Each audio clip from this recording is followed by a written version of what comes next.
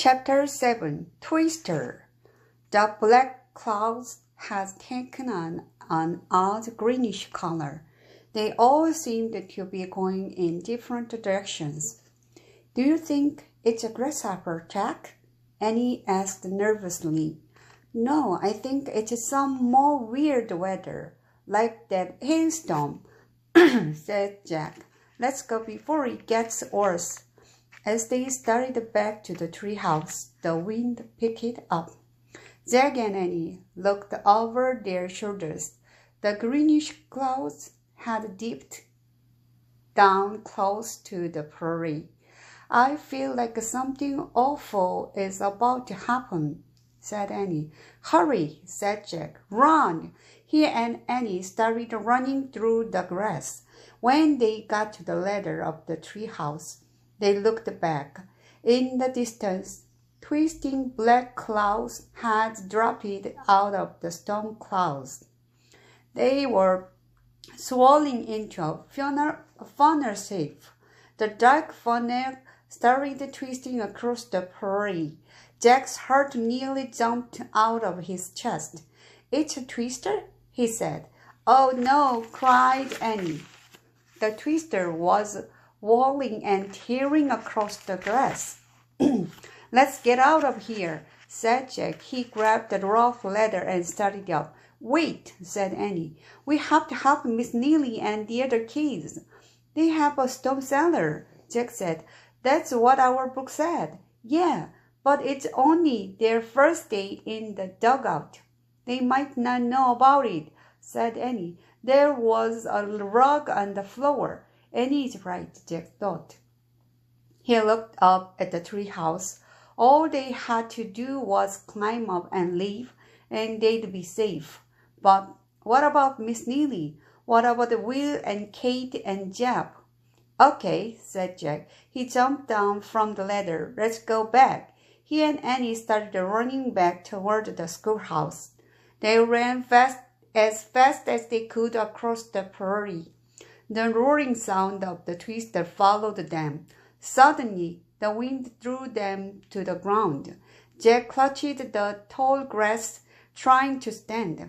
When he got up, he grabbed Annie's hand. He pulled her up too.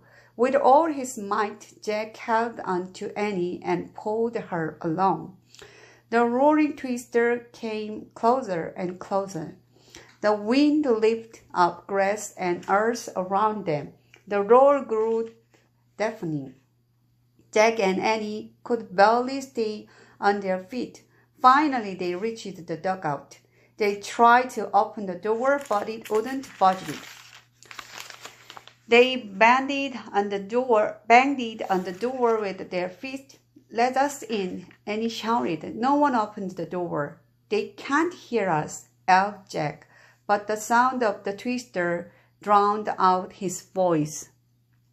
Chapter 8 Get Below. Suddenly, the schoolhouse door blew off its hinge. It went flying through the air. Jack grabbed Annie and pulled her into the dugout. Inside, the benches were overturned. The room was a mess. Miss Neely and the 3 kids were pressed against the dirt wall. Kate and Will screamed as the wind whipped around the room.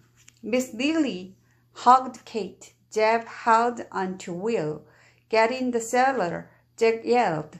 What cellar? Shouted Miss Neely. Together, Jack and Annie pulled the rug off the floor and uncovered the cellar door. They grabbed the door and tried to open it, but the wind was blowing too hard. Suddenly, Jeb was beside them. He pulled the door open. A ladder led down into the cellar. One by one, Will, Kate, Miss Neely, and Annie went down the ladder. Jack waited for Jeb to go down. Go, go, Jeb shouted. Jack climbed down into the cellar. Jeb came last. He closed the door behind him, leaving everyone in total darkness. The twister roared fiercely above them. It sounded like a train barreling right through the schoolhouse. As the twister roared and howled, As the twister roared and howled, Jack couldn't think, he couldn't feel. He was totally swept up in the howl of the wind. Then, just as Jack felt he would disappear in the roar of the twister, the noise died down, and then it was silent. No one spoke for a moment in the blackness. Then Annie broke the silence. "Are we still alive?" she whispered. Everyone laughed. "Yes, I think we are," said Miss Neely.